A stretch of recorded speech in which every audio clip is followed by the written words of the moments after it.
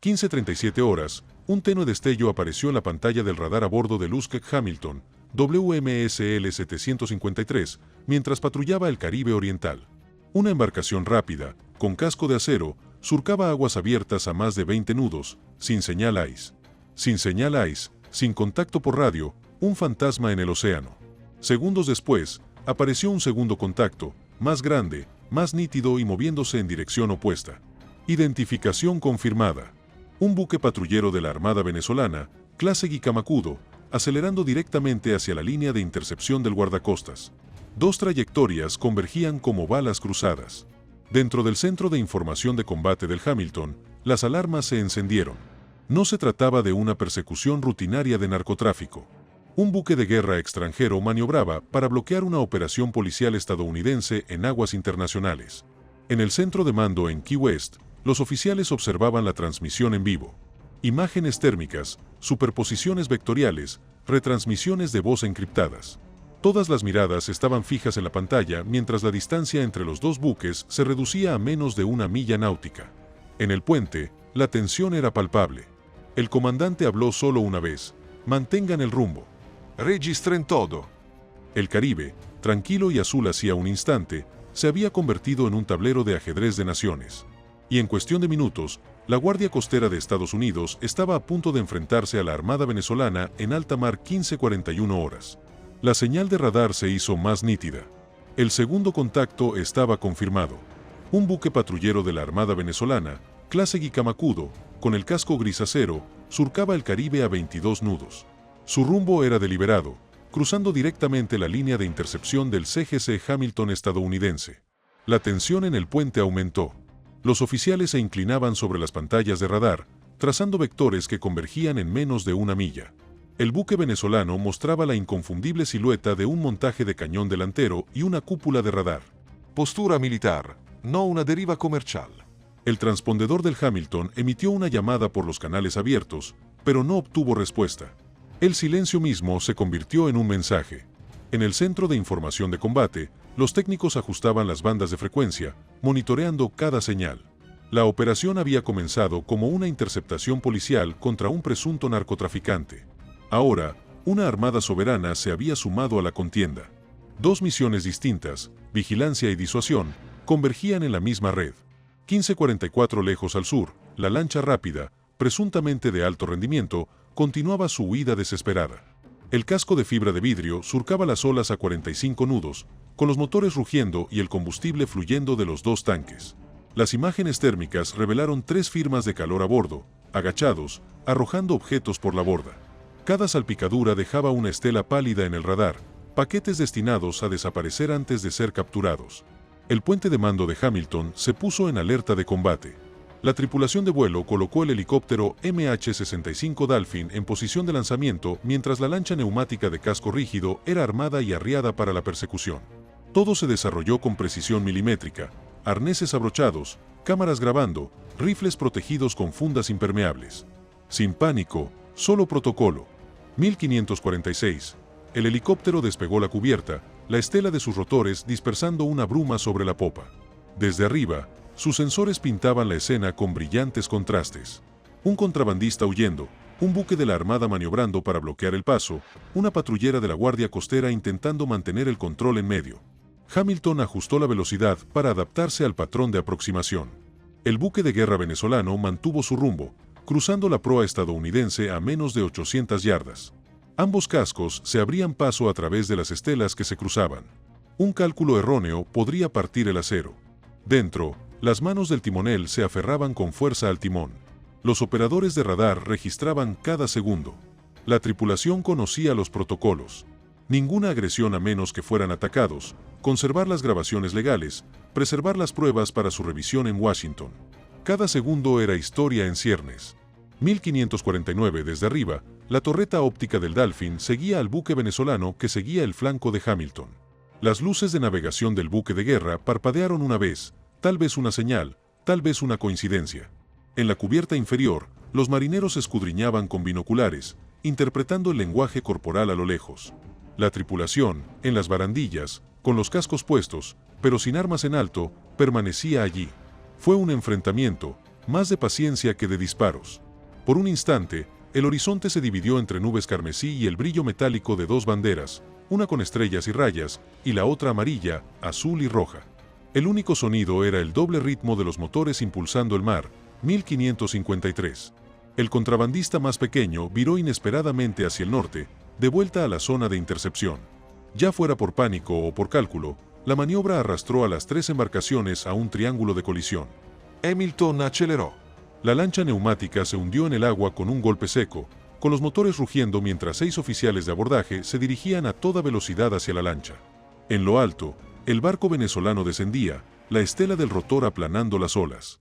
Su piloto lanzó una bengala roja que cruzó el cielo, un disparo de advertencia universal sin violencia. La bengala ardió sobre las olas, proyectando una luz roja sobre las ventanas del puente del barco venezolano. Durante 10 segundos, nadie se movió. Luego, la persecución se reanudó. La lancha neumática se abrió paso entre las olas, reduciendo la distancia metro a metro. La tripulación del esquife, cegada por el reflejo de los reflectores, vaciló. La lancha neumática se acercó, los ganchos de abordaje se engancharon y el equipo estadounidense saltó por la borda. En cuestión de segundos, los motores fuera de borda enmudecieron. 15:57 desde el puente de Hamilton, la escena se desarrolló a través de binoculares y la cámara térmica. Movimiento, forcejeo, luego quietud. Los traficantes fueron sometidos. Se confirmó el contrabando, más de 1 tonelada de cocaína y precursores químicos flotando entre fardos destrozados. En ese mismo instante, el buque patrullero venezolano se detuvo en seco, con los motores al ralentí y los reflectores proyectando una luz blanca sobre las olas. Su tripulación permaneció inmóvil tras los cristales, sin mostrar hostilidad ni hospitalidad, simplemente observando bajo el velo del deber soberano. Hamilton mantuvo su posición, con la proa apuntando al oeste, manteniendo un silencio de 1000 yardas. Solo el zumbido de los generadores y el ritmo del mar llenaban el vacío. Se registraba cada marcación, rumbo y número de casco. El encuentro ahora era más una prueba de resistencia que de acción. 16 en Key West, los analistas estudiaban las transmisiones en directo en casi silencio. 2 buques armados, enfrascados en aguas internacionales, ninguno podía retirarse sin ceder en la narrativa. A bordo del Hamilton, la disciplina se mantenía firme. El equipo de la lancha neumática recogía pruebas. Los técnicos registraban muestras y marcas de tiempo. La tripulación rotaba puestos con silenciosa precisión. 16:04, el buque venezolano se acercaba sigilosamente, su estela rozando la corriente como una advertencia susurrada. Las luces se atenuaron hasta convertirse en balizas de navegación, un recordatorio deliberado de que el espacio seguía en disputa. Dentro del Hamilton, los gestos reemplazaban a las palabras: calma, deliberación, firmeza. La moderación, no la reacción, definía el momento. 16:08, al caer la noche, ambos buques permanecían en una silenciosa actitud desafiante. El helicóptero sobrevolaba la zona, grabando cada fotograma para la historia o la política. Entonces, casi ceremoniosamente, el buque venezolano viró hacia el oeste, su estela extendiéndose y desvaneciéndose en la oscuridad. El Hamilton esperó hasta que el radar lo detectó, antes de avanzar de nuevo con cautela. La tripulación finalmente respiró aliviada, sabiendo que habían hecho más que interceptar contrabandistas. Se habían enfrentado a una armada extranjera sin disparar un solo tiro. La anotación en el cuaderno de bitácora fue breve: interferencia hostil, sin enfrentamiento. En la quietud que siguió, los motores zumbaron y las luces de cubierta se atenuaron mientras el guardacostas reanudaba su patrulla. El peligro no había terminado, simplemente se había calmado. En Washington, las imágenes llegarían pronto. La decisión que tomaran los líderes de la nación a continuación determinaría si este incidente se quedaba en una escaramuza marítima o era la chispa de algo mucho más grave. 16:27, hora del este. En Washington, la situación ya se propagaba rápidamente a través de canales encriptados. La transmisión de Luskek Hamilton, los registros de radar de video en vivo y la telemetría encriptada llegaron al Consejo de Seguridad Nacional. Todas las agencias con intereses en el Caribe observaban en silencio: Seguridad Nacional, el Pentágono, el Comando Sur y el Departamento de Estado. En la pantalla gigante, 2 puntos brillaban sobre el mapa digital del Caribe. Uno rojo, uno azul, dando vueltas, manteniendo la distancia, sin ceder terreno. Lo que comenzó como una operación de interdicción de drogas ahora se clasificaba como interferencia marítima hostil. El término sonaba técnico, pero tenía peso. En derecho militar, Significaba que una armada extranjera había desafiado una operación legítima de Estados Unidos en aguas internacionales. Los analistas informaron al presidente de la comisión. Venezuela había estado vigilando las operaciones estadounidenses desde principios de septiembre, después de que 2 de sus embarcaciones de contrabando fueran destruidas por acciones coordinadas de la Guardia Costera. Caracas había denunciado a Estados Unidos como piratas, y nuevas imágenes satelitales mostraban a Venezuela desplegando patrulleras adicionales cerca de Granada y Dominica. El incidente del Hamilton no fue un accidente. Formaba parte de un patrón. El presidente aún no estaba presente, pero sí su asesor de seguridad nacional. La discusión pasó de la táctica a la imagen pública. Todas las cámaras a bordo del Hamilton habían grabado las maniobras de los buques venezolanos. Cada segundo de moderación tenía un propósito: demostrar la disciplina estadounidense bajo presión. Nadie sugirió una escalada, pero tampoco propuso una retirada. Retirarse invitaría a la repetición. Responder militarmente incendiaría el hemisferio. La sala optó por un compromiso. El Hamilton mantendría la patrulla, registraría cada provocación y mantendría la posición bajo plena autoridad de autodefensa. Se ordenó a la Guardia Costera que conservara cada dato para su revisión por parte del Congreso y la diplomacia. En la penumbra, las pantallas parpadeaban entre las transmisiones. La cubierta del contrabandista, el casco venezolano, la bandera estadounidense iluminada por el flujo de las hélices. El significado era inconfundible. Estados Unidos acababa de ser puesto a prueba, no por la potencia de fuego, sino por la entereza. Y en algún punto entre esas pantallas brillantes y el Caribe a medianoche, la pregunta persistía: ¿cuánto tiempo podría mantenerse la moderación antes de parecer debilidad? Esa pregunta pronto encontraría su respuesta en el mar, pues el silencio terminó y la verdadera prueba comenzó.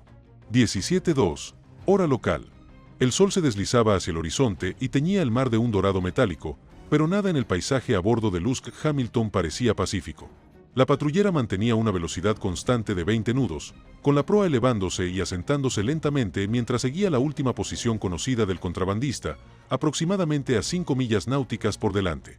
Con la popa ligeramente inclinada, la silueta del buque de guerra venezolano se recortaba en el horizonte, como una hoja, gris opaca, impasible, inexpresiva, proyectando su sombra a una distancia medida, lo suficientemente cerca como para sentirla, pero demasiado lejos como para desafiarlo sin consecuencias. Arriba, el MH-65 Dolphin trazaba amplias órbitas metódicas. A través de su torreta de control, el mundo se reducía a calor. 3 núcleos brillantes suspendidos en un triángulo de presión.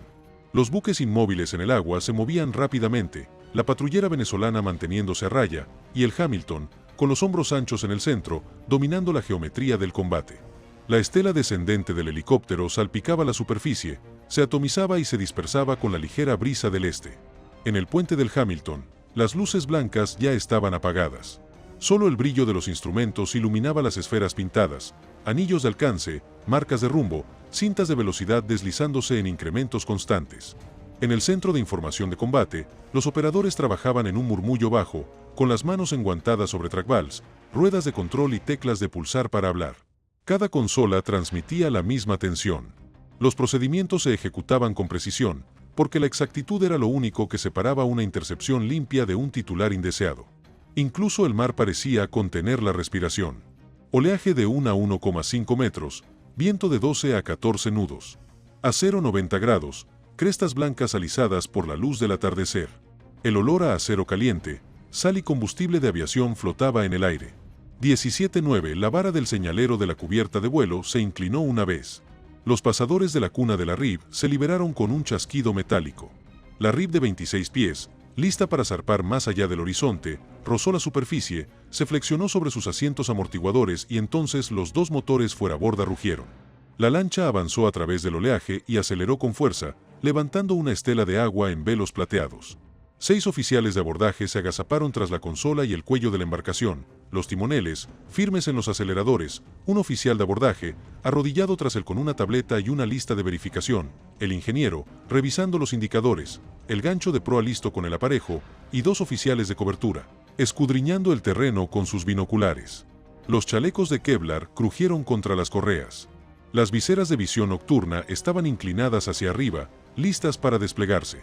La lancha rápida derivaba de costado a la marejada, una franja de pintura oxidada sobre un casco de fibra de vidrio desgastado. El agua a su alrededor brillaba con fardos de plástico desgarrados, plástico blanco roto como costillas de papel, desprendiendo polvo en el azul y en finas estelas turbias. Arriba, el Dolphin se mantenía a unos 105 a 120 metros de altura, con el rotor batiendo el crepúsculo. Su imagen WIR mostraba 3 focos de calor humano comprimidos en la parte baja, detrás de la consola y el compartimento del motor. La secuencia de aproximación parecía un diagrama que cobraba vida.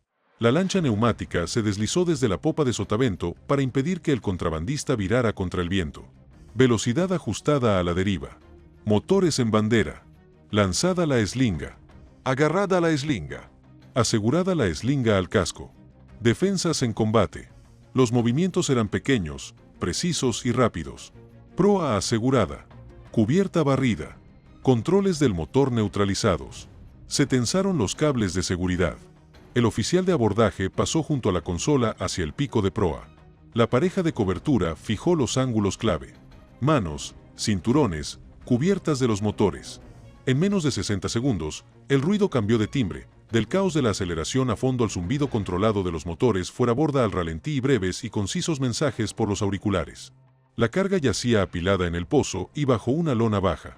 1,1 toneladas métricas de cocaína y precursores de fentanilo, según estimación aproximada, empaquetadas en bloques envueltos en plástico, con los bordes de la cinta resbaladizos por el agua de mar. Una cámara digital grabó barridos de 360 grados. Las etiquetas de evidencia encajaron en su lugar. Las marcas de tiempo del GPS quedaron grabadas en la esquina de cada fotograma. Arriba, el Dolphin completó 2 pasadas de confirmación y luego se dirigió hacia Hamilton para repostar, con su lente cardán girando para mantener al buque venezolano dentro del encuadre hasta el último segundo. 17:16. La patrullera venezolana se encontraba a menos de 1.200 yardas. El montaje del cañón de proa giró unos grados sobre la cubierta, lo suficientemente elevado como para indicar que estaba armado, no apuntando. Los reflectores parpadeaban, estrechos conos que se movían y se retraían, dibujando líneas de tiza en el agua como si trazaran un límite que nadie más reconocía. En las pantallas de Hamilton, la señal de retorno en banda X del buque de guerra se intensificaba con cada corrección de rumbo. En el panel ESM, una estela de emisiones ascendía y descendía. El equivalente electrónico de una mirada. En el CIC, un operador de consola registraba cada cambio, rumbo con precisión de décimas, distancia con precisión de yardas, patrones de luz, estimaciones de RPM según la morfología de la estela. Otro operador anotaba el silencio del ICE y el comportamiento del radar. Sin comunicaciones de voz, sin avisos, solo la postura. El dedo del supervisor de guardia trazó una cuña estática en la gran pantalla. El cono de agua asegura que Hamilton no cedería. El capitán del guardacostas observaba desde el puente, con el cuello de su chaqueta impermeable apuntando contra las turbulencias que salían de la cubierta de helicópteros. La contención era muscular, se sentían los antebrazos y la mandíbula, porque todo instinto en un cuerpo entrenado para el control anhela actuar cuando la sombra de otro casco se acerca. El barco venezolano no emitía sonido, ni señales con banderas, solo el zumbido bajo y uniforme de las turbinas y el resplandor de las luces de cubierta. Un lenguaje de presencia. Una presencia diseñada para ser fotografiada. 17:22. Hamilton redujo la potencia de los motores, manteniéndolos justo por encima del ralentí mientras la lancha neumática se dirigía a toda velocidad a casa entre las olas, con la proa elevándose bajo el peso de la carga incautada que brillaba con el agua de mar. En el radar, el guardacostas venezolano seguía siendo un latido constante de acero. Inmóvil pero desafiante, sin acercarse ni alejarse, contenta con dejar que la tensión llenara el espacio entre ellos. El atardecer se desvaneció del dorado al gris hierro y el mar se convirtió en un espejo oscuro donde 2 cascos, uno estadounidense y otro venezolano, se enfrentaban a lo largo de una milla de aguas tranquilas. Lo que comenzó como una incautación de narcóticos se había transformado en una prueba de serenidad, un silencioso duelo de disciplina y soberanía. El aire mismo parecía contenerse, cargado con la certeza de que un paso en falso podría convertir el silencio en un incidente. Sobre ellos, el helicóptero Dolphin trazaba lentos círculos, sus luces rojas girando como brasas contra el crepúsculo. Desde esa altura, la escena parecía atemporal. El casco naranja y blanco del Hamilton brillaba tenuemente contra el gris plomo sombrío del barco venezolano, sus reflejos temblando en la superficie calmada. En cubierta, los marineros recogían pruebas bajo la luz forense, el resplandor azul atravesando la niebla y la bruma marina mientras se movían con la precisión de un ritual. 1731, la oscuridad se cernió sobre ellos hasta que el mar y el cielo se fundieron. La bandera en el mástil del Hamilton ondeaba bajo una sola lámpara, su movimiento lento y constante como la respiración. A través del vacío, tenues siluetas se movían bajo los reflectores venezolanos, lo suficientemente visibles como para advertir, lo suficientemente vagas como para amenazar. Si portaban cámaras o rifles, nadie lo sabía, y esa incertidumbre era precisamente la clave. Dentro del guardacostas, cada segundo se registraba, horas, rumbos, luces, comunicaciones y lecturas de temperatura, todo archivado como el pulso de un océano conteniendo la respiración. En lo alto, la órbita del Poseidón convertía el enfrentamiento en datos, un mosaico de calor y ecos de radar destinados a archivos y análisis. La noche caribeña se cargaba de vibración y espera. Cada golpe metálico, siseo y tic-tac resonaba como si la propia contención lo amplificara, pero ninguno de los barcos se movía, ninguna voz rompía el silencio, y la milla de agua negra que los separaba se convertía en algo frágil y poderoso a la vez, un acuerdo tácito de que la paz, por ahora, se mantendría. A las 17:39, una tenue estela apareció en lo alto, un avión de reconocimiento P-8 a Poseidón en órbita, transmitiendo imágenes a callo hueso. Sus sensores lo captaron todo. El calor infrarrojo emanaba de los motores del Hamilton, los pulsos de radar del guardacostas venezolano, incluso la estela brillante del RIF que regresaba a casa. Estados Unidos contaba ahora con un registro digital completo del enfrentamiento, prueba irrefutable ante cualquier acusación futura. En Washington, los analistas ya clasificaban el incidente como un conflicto en la zona gris, una agresión llevada a cabo por debajo del umbral de la guerra. Era el campo de batalla moderno del siglo XXI. Sin disparos, sin bajas, solo la voluntad bajo la lupa. A las 17:46, el buque de guerra venezolano viró finalmente hacia el oeste. Las turbinas zumbaron brevemente antes de que el sonido se perdiera entre el viento y la distancia. No hubo señal alguna, solo una retirada calculada que se sintió menos como una retirada que como un ritual. El Hamilton mantuvo su posición durante varios minutos, mientras el helicóptero realizaba un último barrido para confirmar la separación. Cuando el contacto finalmente desapareció del radar, la tripulación pareció exhalar aliviada. En cubierta, se desabrocharon los chalecos, se dejaron los cascos a un lado y el cuaderno de bitácora registró el desenlace de la noche. La interferencia hostil había concluido. Abajo no se oyeron disparos, la conversación fue lenta y el silencio, más pesado que el alivio. La tripulación comprendió que habían estado a un paso de la escalada, pero lograron mantener un frágil equilibrio que pocos llegarían a presenciar. En alta mar, todo el enfrentamiento duró menos de una hora, pero en el lenguaje naval, resonaría durante años. A las 18:10, el Hamilton había retomado su rumbo. Sus motores zumbaban suavemente mientras el mar se oscurecía a su alrededor. La carga incautada fue sellada y etiquetada, los sospechosos puestos bajo custodia y un breve mensaje cifrado a Key West confirmó el éxito de la misión antes de que las radios volvieran a enmudecer. Tras ella, el guardacostas venezolano se desvaneció en el horizonte, sus luces engullidas por el crepúsculo. La adrenalina se desvaneció lentamente, reemplazada por el ritmo mecánico de la patrulla. La vibración constante del acero contra las olas, el zumbido familiar que le indicaba a la tripulación que habían cruzado otra línea invisible sin disparar un solo tiro. Habían respetado la ley estadounidense, defendido los derechos marítimos y demostrado moderación donde otros podrían haber recurrido a la fuerza. Fue, en todo sentido, una victoria construida no sobre la confrontación, sino sobre el control. Al amanecer, nuevas imágenes satelitales captaron al Hamilton aún en su posición, su cubierta brillando bajo el sol naciente. Una sola fotografía tomada desde el helicóptero Dolphin, dos barcos, a una milla de distancia, congelados en paralelo, circuló discretamente por los canales de inteligencia. Para la mayoría, fue una patrulla sin incidentes.